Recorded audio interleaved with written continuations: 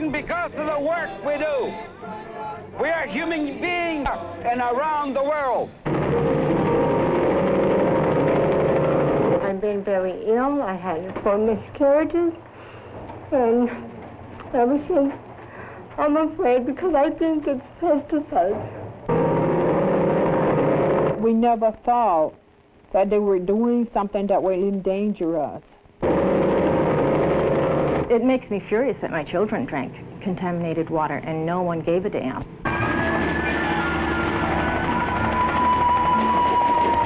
We're declaring war. War on the pesticides that are poisoning and killing our people. To wage this war, Cesar Chavez and the United Farm Workers of America have once again called a boycott of California table grapes. Chavez wants growers to stop using 5 very dangerous pesticides that kill and injure farm workers and threaten consumers with toxic residues. The UFW wants fair and free elections in the workplace, good faith bargaining with the growers, and a joint grower-UFW program to test grapes in supermarkets for pesticide residues. We have more grievances in terms of pesticides, blacklisting, refusal to have fair and free elections with the grape growers than any other group of growers in California. This boycott, like previous efforts, is part of a long struggle. 20 years ago, grape workers walked out of Delano vineyards in a non-violent action to force growers to recognize their rights. 17 million Americans joined the grape boycott. As a result, growers signed contracts with the UFW which banned the use of 5 deadly pesticides, including DDT, even before the federal government acted. In 1975, the California legislature passed the first U.S. labor law protecting farm workers' rights. Over 80% of California farm workers voted for the benefits UFW contracts brought them. When Republican George Deukmejian became governor of California, he stopped enforcing the law.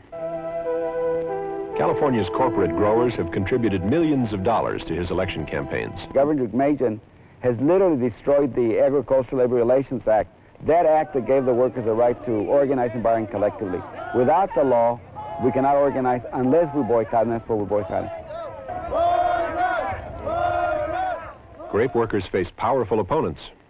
Corporate giants like Jack Pandal, Jimata Vineyards, and Tenneco Oil Company own thousands of acres. They've ruled over the valley for decades.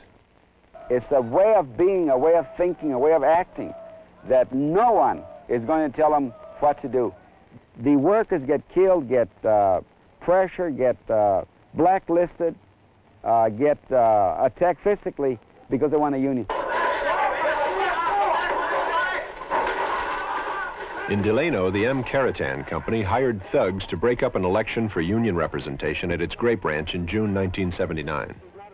They turned over voting booths, terrorized farm workers, beat up state agents, and stole the ballot box. The state found Caritan responsible for the violence. It ordered the company to sign a new contract with the UFW. The company still refuses, to this day, to obey the law. In September 1983, at the Sycamore Dairy near Fresno, 21-year-old farm worker Rene Lopez was shot in the face and killed by a company agent. He had just voted for a UFW contract in a state-supervised election. We went to the hospital. The first thing that I saw was the ambulance and a pile of clothes. I recognized his socks, his clothes. I went inside and saw him. He was covered with blood, but he was still alive. I stayed with him until he died. Rene Lopez's death, as well as the death of the other martyrs in the Union, shows that to what extent the growers will go to keep the workers from having the freedom to associate, the freedom to decide for themselves whether or not they want a union.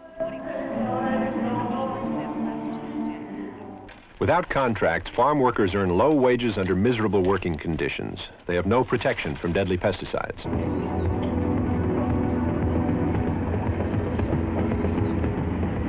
In 1985, Governor Deukmejian vetoed a bill requiring posted signs warning farm workers when a field is sprayed with dangerous pesticides.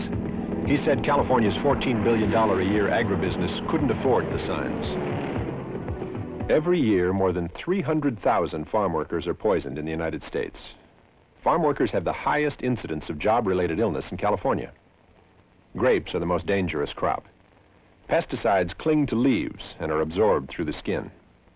8 million pounds of pesticides are used annually on grapes, even though they can be grown commercially without these dangerous chemicals. 1/3 of the pesticides used on grapes are known to cause cancer. Some are so toxic that they affect workers entering fields weeks after spraying. On August 5th, 1985, 32-year-old Juan Chaboya began working in a San Diego County field an hour after it was sprayed with the deadly pesticide Monitor. There were no warning signs posted. He collapsed in the field and died before he could receive medical attention.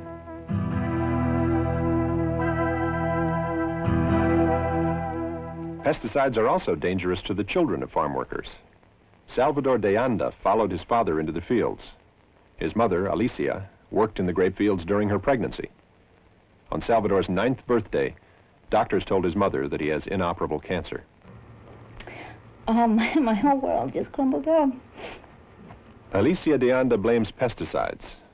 Salvador doesn't think about blame. He just wants to be a normal boy. I went to school and then they started making fun of me. Other children wouldn't play with him because they were afraid of getting cancer. It's hard for Salvador to talk about it.